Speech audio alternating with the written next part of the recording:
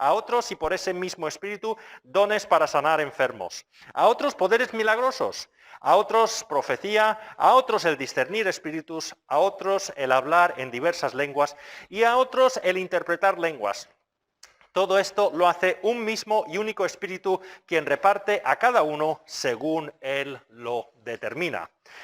Como sabéis, estamos en esta sección de Corintios, que estamos hablando de los dones y sobre todo estamos hablando del mal uso de los dones que algunos estaban haciendo en la iglesia de Corinto. Hemos dicho que los dones, en vez de estar ayudando para ir edificándose los unos a los otros, pues eran más para qué bueno que soy yo, porque yo tengo un don más impresionante que el tuyo, porque yo, por ejemplo, tengo el don de sanidades o hablo en lenguas, así que yo soy más espiritual que tú.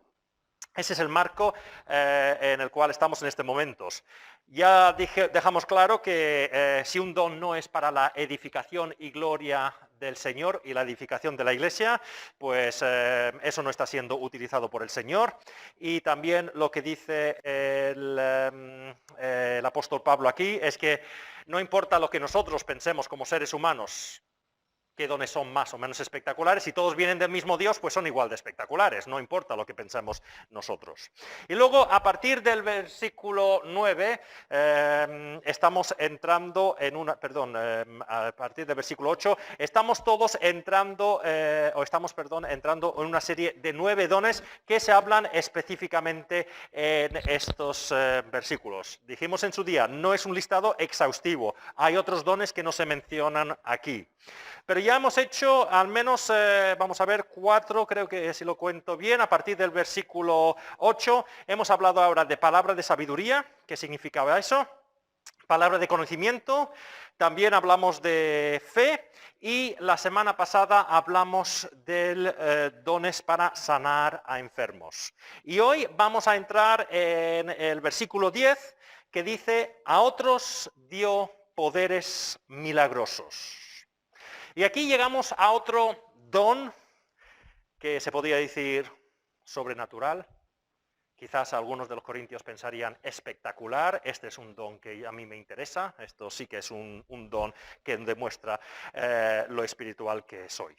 Ahora, no vamos a entrar tanto tiempo en este don como hicimos la semana pasada con el don de sanar enfermedades o los dones para sanar enfermedades, porque si no volvería a repetir mucho de lo que dije acerca de los dones para sanar enfermos.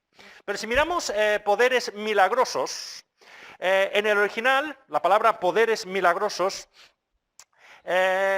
tiene dos palabras, o se traduce por dos palabras que más o menos nosotros pensamos que son lo mismo. Habla de energía y dinamismo, o dínamos, ¿vale? Y literalmente sería la capacidad de hacer cosas poderosas. El comentarista Chris Temaker, que es uno de los comentaristas que estoy siguiendo para este estudio, lo define el don de poderes milagrosos de la siguiente manera. Son actos sobrenaturales que ocurren en forma contraria a las leyes de la naturaleza. ¿Vale? Actos sobrenaturales que ocurren en forma contraria a las leyes de la naturaleza. Y si miramos los ejemplos bíblicos, pues veríamos que algunas veces Dios interviene directamente, otras veces hace estos milagros a través de una persona. Obviamente este don de poderes milagrosos incluye lo que vimos la semana pasada, esos dones para sanar a las personas. Pero al separar este don del anterior, parece ser que el apóstol Pablo está dejando claro que es algo diferente, que son diferentes y que algunas personas reciben poderes para hacer cosas que no sencillamente se limitan a curar a las personas. Pueden hacer otras cosas, otros prodigios, otros milagros. Y esta es una realidad que vemos en la Biblia. No todos los milagros que vemos en la Biblia sencillamente son sanaciones. Por ejemplo, vamos a ir mirando algunos, no vamos a leerlos, pero por ejemplo, Moisés en Egipto tenía su, ¿qué se dice? ¿Una vara o una barra? ¿Una vara? vara, ¿vale? Sabía que lo iba a decir mal. Una vara que se convertía en serpiente, o el Señor lo convertía en serpiente y cuando lo cogía se convertía otra vez en la vara otra vez. Entre muchas otras señales que podíamos poner en Moisés. Eso es en Éxodo capítulo 4. También vemos que, por ejemplo, en Josué, cuando los israelitas están conquistando la tierra prometida, hay una batalla que le está yendo muy bien a los israelitas y están a punto de derrotar al ejército enemigo, pero se está anocheciendo y no nos da tiempo a acabar con el ejército. Pues vemos ahí que Dios paró el sol para que el día se alargara más tiempo, para que pudiesen acabar con ese ejército y acabar de derrotarles. Como decía, tenemos los profetas Elías y Eliseo, que vemos que hicieron muchos milagros. Por ejemplo, en primer libro de Reyes 18 tenemos ese relato que conocemos bien, cuando baja el fuego del cielo para consumir ese sacrificio que Elías había puesto para demostrar que Dios era el verdadero Dios. También vemos como Daniel es salvado de los leones, o sus 3 amigos son salvados del horno de fuego, en el libro de Daniel. Y obviamente si vamos al Nuevo Testamento, pues vemos milagros constantes en la vida de Jesús que no solo se limitaban a curar enfermos. Por ejemplo, tenemos la alimentación de los 5.000, la pesca milagrosa, etcétera, etcétera. Y también en el libro de Hechos vemos que también hay milagros, sobre todo liberaciones milagrosas de las cárceles. En Hechos 5:19 un grupo de apóstoles es liberado de la cárcel, el apóstol Pedro en Hechos capítulo 12, y el apóstol Pablo y Silas también son liberados de la cárcel en Filipos, si os acordáis, ¿vale? Entonces vemos que estos milagros ocurren en la Biblia y no solamente se limitan a curar enfermos. Como dije al principio, hoy no voy a entrar a mirar todo lo que dijimos la semana pasada, ya que volvería a repetir mucho de lo que dije la semana pasada, pero de forma de repaso, recordemos lo que dijimos acerca de los dones de sanidades o los dones para sanar enfermos. Mati, ¿puedes ir adelantando? Y el siguiente. Vale, estos dones, y esto es válido tanto para lo que dijimos la semana pasada como los poderes milagrosos. Estos dones no se pueden usar al antojo personal de cada uno. Oye, yo quiero utilizar esto, lo uso cuando yo quiera. No, es Dios el que decide cuándo y cómo se usa. Estos dones, como hemos dicho, había muchos momentos que no se practicaban estos dones tan espectaculares que decimos, y vemos que incluso en ciudades donde el apóstol Pablo no hizo ningún milagro que esté recogido en el libro de Hechos, pues vemos que, por ejemplo, en Corinto hay la misma aceptación para el Evangelio que vemos en Éfeso, donde sí que hubo muchos milagros. También dijimos que nunca se hacía por espectáculo. También dijimos que el don, como cualquier don, siempre debe ser para la gloria de Dios. Y por último, referente también al primer punto, siempre estos dones se deben usar según la voluntad de Dios. Ahora, hablando de este don de los milagros, me gustaría añadir 2 cosas, específicamente aquí, que no mencioné la semana pasada. En primer lugar, sí que tenemos versículos en la Biblia que dejan claro que al menos una de las funciones de este don de milagros o poderes milagrosos es para confirmar quiénes eran los apóstoles y ratificar su mensaje. Segunda de Corintios capítulo 12 y el versículo 12, las marcas distintivas de un apóstol,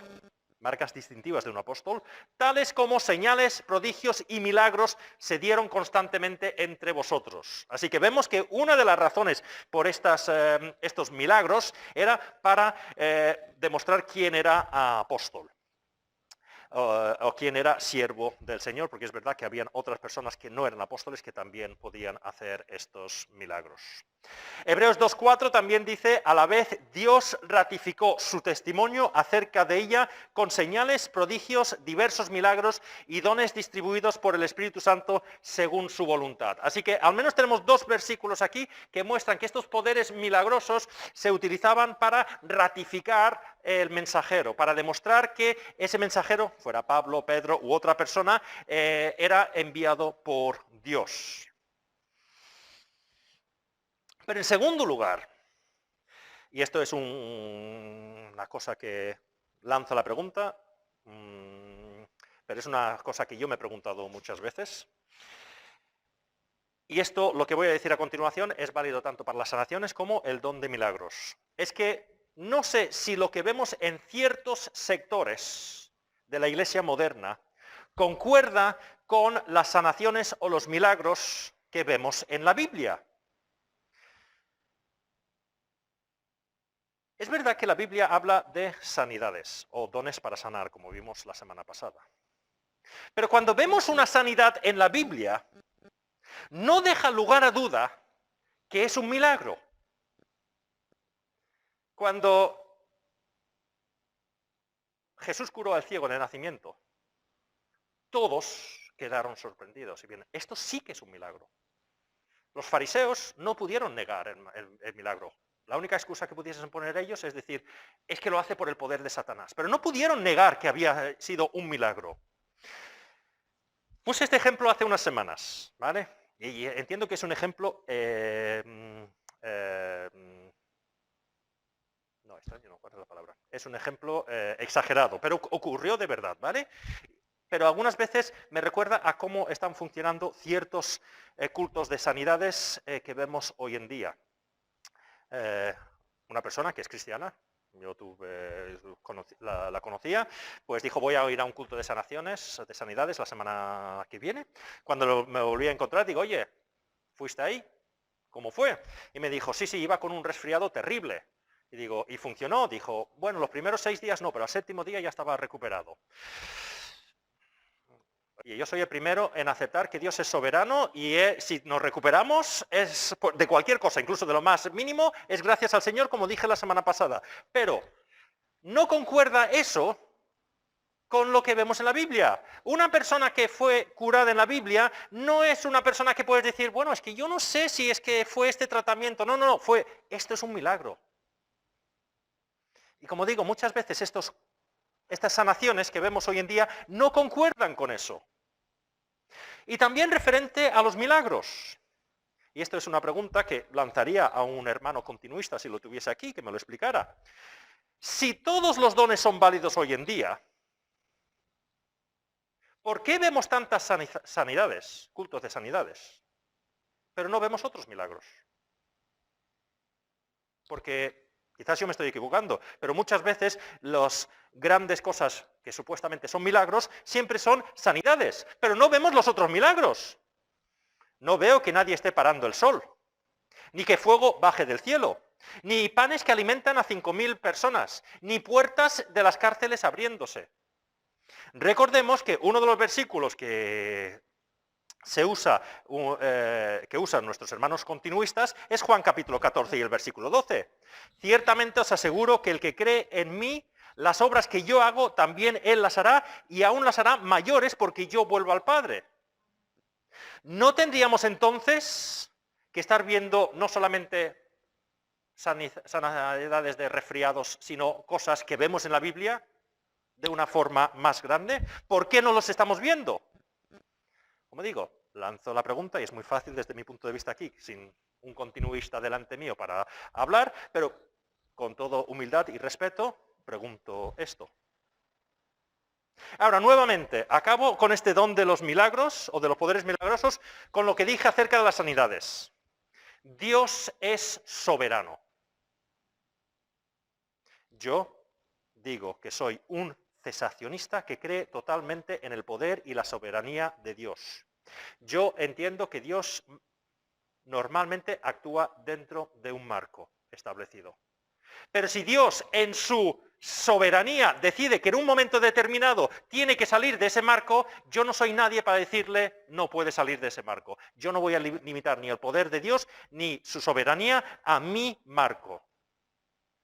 Dios es capaz de hacer lo que Él quiere cuando Él quiere. Acabamos entonces con estos poderes milagrosos. Vamos al siguiente, 1 Corintios 12, 10. A otros, profecía. Y aquí es otro don controvertido. Y los que estáis pensando, muy bien, Este don a mí me interesa porque se habla mucho de la profecía hoy en día. Pues lo siento decepcionaros, no vamos a tratar el tema hoy. Ni tampoco en las próximas semanas vamos a tratar el otro don del que hablamos mucho, que es el don de lenguas. ¿Por qué? ¿Porque son controvertidos? No, porque el apóstol Pablo los va a tratar de una forma muy profunda en el capítulo 14, así que para hacerlo por encima ahora, pues prefiero esperar hasta el capítulo 14, donde hará un desarrollo más en profundidad de estos dos dones. Así que vamos a saltar el don de profecía y vamos a ir al el don de discernir espíritus, que también lo vemos a continuación. Obviamente el discernir espíritus tiene que ver con la profecía, que como veremos tiene que ver con comunicar la palabra y la voluntad de Dios. Pero no solamente tiene que ver con la profecía, sino como vamos a ver a continuación, con otras manifestaciones de los dones que hemos visto hasta aquí. Por eso no lo trataré en 1 Corintios 14, sino lo trataremos aquí. Discernir espíritus. ¿Qué significa discernir? Discernir es probar, es mirar si es real o no, ¿vale? Alguien que trabaja en el banco, pues tiene que discernir, probar si el dinero que le están entregando es de verdad o no. Pues esa es la idea. Discernir es probar, mirar si es cierto. Y es importante discernir, probar, como dicen otros sitios, espíritus, los espíritus. Porque la Biblia deja claro que no todo lo que se dice o se hace en la iglesia viene de Dios. No solamente en el mundo hay cizaña, sino también en la iglesia. Y eso lo dijo mismo Jesús, una de las aplicaciones de la parábola que encontramos en Mateo capítulo 13 y los versículos del 24 al 30, lo voy a leer, pero una de las aplicaciones es esta, Mateo 13, versículo 24. Jesús les contó otra parábola. El reino de los cielos es como un hombre que sembró buena semilla en su campo. Pero mientras todos dormían, llegó su enemigo y sembró mala hierba entre el trigo y se fue. Cuando brotó el trigo y se formó la espiga, apareció también la mala hierba. Los siervos fueron al dueño y le dijeron, Señor, ¿no sembraste semilla buena en tu campo? Así pues, ¿de dónde salió la mala hierba? Esto es obra de un enemigo. Les respondió. Le preguntaron los siervos, ¿quieres que vayamos a arrancarla? No, les contestó. No sea que al arrancar la mala hierba, arranquéis con ella el trigo. Dejad que crezcan juntos hasta la cosecha. Entonces diré a los segadores, recoged primero la mala hierba y atadla en manojos para quemarla. Después recoged el trigo y guardadlo en mi granero. Una de las aplicaciones de esta parábola es que Dios, en su soberanía, ha decidido que es mejor, para no hacer daño al trigo, no quitar la mala hierba, la cizaña. Entonces, vemos, y esto no solamente por esta parábola, sino muchas otras partes de la Biblia, que dentro de la iglesia hay personas que no son verdaderos cristianos o pueden haber enseñanzas que no sean del todo correctas. Por eso, no importa cómo hable una persona, es que esta persona habla perfectamente, es que tiene unas palabras preciosas. Solo porque tenga unas palabras preciosas o se exprese muy bien en público, no significa que lo que está diciendo venga del Señor. No importa ni lo que presuntamente puede hacer, es que ha hecho unos grandes milagros. Dios nos dice constantemente que la iglesia discierna, pruebe el espíritu. Porque Satanás constantemente está intentando meter en la iglesia y en nuestras vidas cosas incorrectas. Algunas veces nos lo dice directamente. Por ejemplo, como hizo con Eva. Génesis 3:4. ¡No vais a morir! Satanás le dijo una mentira directamente a Eva. ¡No vais a morir! Y Eva cayó en esa mentira.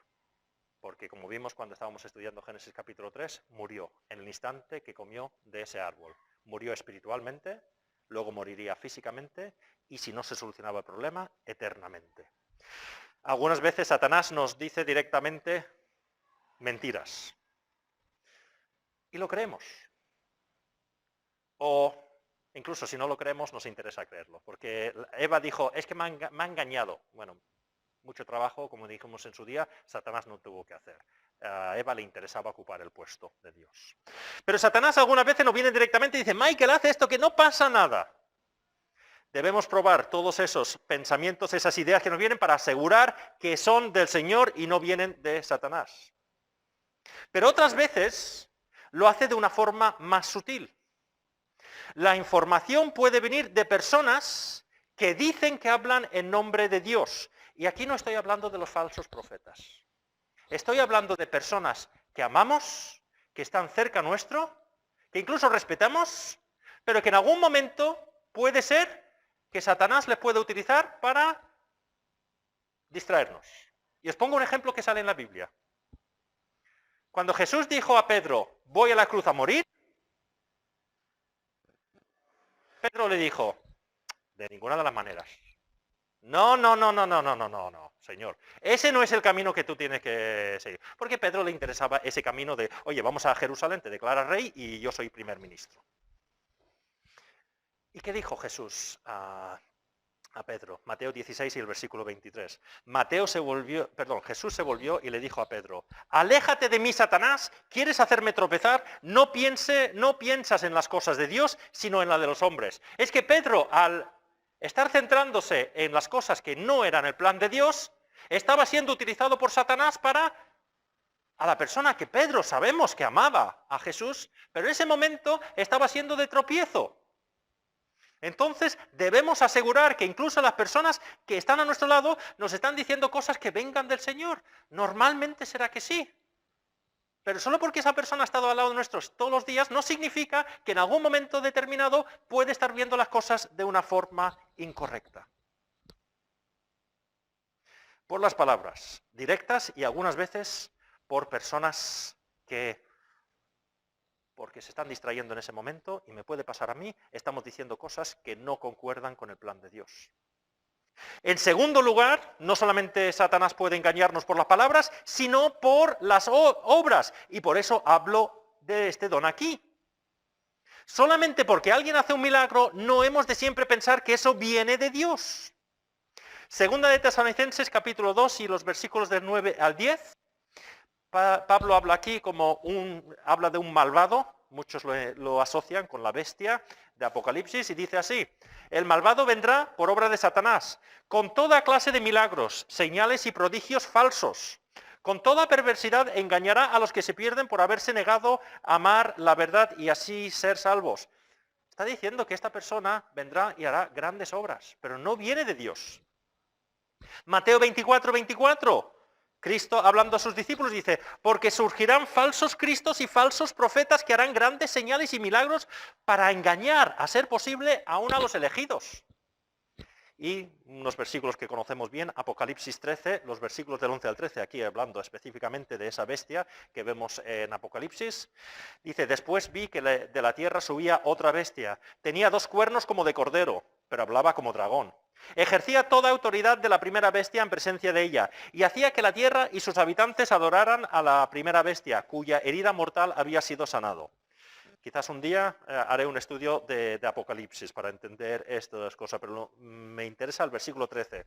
También esta bestia hacía grandes señales milagrosas, incluso la de hacer caer fuego del cielo a la tierra a la vista de todos. Solo porque se hacen grandes cosas no significa que eso viene de Dios. Así que por las palabras, directamente de Satanás, incluso de una forma más sutil, por otras personas, por las obras, y en último lugar, Satanás se mete en las iglesias por falsos maestros. Y esto sí, es similar al primer punto, pero hay una diferencia. Hemos dicho el ejemplo de Pedro. Pedro, por no tener las cosas claras, estaba diciendo una cosa que no era correcta, pero no era un falso maestro, Pedro, ¿vale? Pero la Biblia deja claro que sí, que entrarán personas, no que algunas veces tienen las ideas despistadas y pueden ser de tropiezo, pero habrá gente que son verdaderos lobos que entrarán en la iglesia como corderos para causar daño específico a la obra de Dios. Judas capítulo 4, Judas el versículo 4, dice así: el problema es que se han infiltrado entre vosotros ciertos individuos que desde hace mucho tiempo han estado señalados para condenación. Son impíos que cambian en libertinaje la gracia de nuestro Dios y niegan a Jesucristo, nuestro único soberano y Señor. Y Pedro también, que como vemos en Mateo, había dicho una cosa que el Señor le tuvo que decir, no, es que Satanás está hablando por ti en este momento, él también habla de estos falsos maestros. En el pueblo judío hubo falsos profetas, y también entre vosotros habrán falsos maestros que encubiertamente introducirán herejías destructivas, al extremo de negar al mismo Señor que los rescató. Esto los traerá una pronta destrucción. Muchos los seguirán en sus prácticas vergonzosas y por causa de ellos se difamará el camino de la verdad. Llevados por la avaricia, estos maestros os explotarán a vosotros con palabras engañosas. Desde hace mucho tiempo su condenación está preparada y su destrucción los acecha. Por eso es importante que todo lo que escuchemos en la iglesia, la probemos. Se pruebe lo que se está predicando desde el púlpito, si eso es conforme a lo que dice la palabra. Y por eso el apóstol Juan en su epístola nos dice lo mismo: probad los espíritus. Y os animo a que leáis Primera de Juan, todo el libro, toda la carta. Pero sobre todo vamos a ver algunos versículos del capítulo 4, porque quiero resaltar dos ideas que nos ayudarán a probar lo que se está diciendo. En primer lugar, solo voy a mirar los primeros dos versículos de Primera de Juan 4. Dice así: queridos hermanos, no creáis a cualquiera que pretenda estar inspirado por el Espíritu, sino sometedlo a prueba para ver si es de Dios. Porque han salido por el mundo muchos falsos maestros. En esto podéis discernir quién tiene el Espíritu de Dios. Todo profeta que reconoce que Jesucristo ha venido en cuerpo humano es de Dios. Aquí pone un ejemplo de que se tiene que predicar la verdad. Uno de los problemas que estaba pasando en esta iglesia, al cual escribe el apóstol Juan, es que había un grupo que se llamaban los gnósticos, que habían sido influenciados por la filosofía griega. Y como ya hemos dicho muchas veces, en la filosofía griega el espíritu era bueno, pero la carne era mala. Entonces ellos no podían comprender cómo Cristo podía ser Dios y hombre, porque Dios es espíritu y lo espiritual es bueno, entonces, pero no se puede eso mezclar con la carne, así que o Cristo no era del todo Dios o no era del todo hombre. Y eso es un pilar fundamental del Evangelio. Entonces está diciendo, oye, si una persona está predicando una cosa que rechaza algo fundamental del Evangelio, no podemos aceptar eso. Estamos hablando de cosas fundamentales, no las cosas secundarias que estamos viendo en esta sección. Oye, no está hablando, por ejemplo, y esto ya lo dijimos en la introducción de esta sección, oye, ¿hay que poner velo en la iglesia, sí o no? Papel de la mujer en la iglesia, ¿qué debe hacer? ¿Cómo se debe hacer la Santa Cena? ¿Los dones cómo se tienen que hacer? Eran cosas, como he dicho a la introducción, estas son cosas secundarias, aunque es también con cierta importancia, pero sí, secundarias. Ahora, lo que no podemos tener es tener comunión con una persona, por ejemplo, que dice que Jesús no es Dios. No podemos aceptar que una persona diga hay otro camino de la salvación que no sea por Cristo. Tiene que estar predicándose la verdad. Y nosotros debemos confirmar que lo que está diciendo está de acuerdo con los pilares fundamentales del Evangelio. Si no se está predicando conforme a estos pilares fundamentales, entonces, por mucho que se hable muy bien, por mucho que incluso se pueda hacer milagros, eso no viene del Señor. Pero también debemos tener en cuenta los versículos del 7 al 8 de Primera de Juan.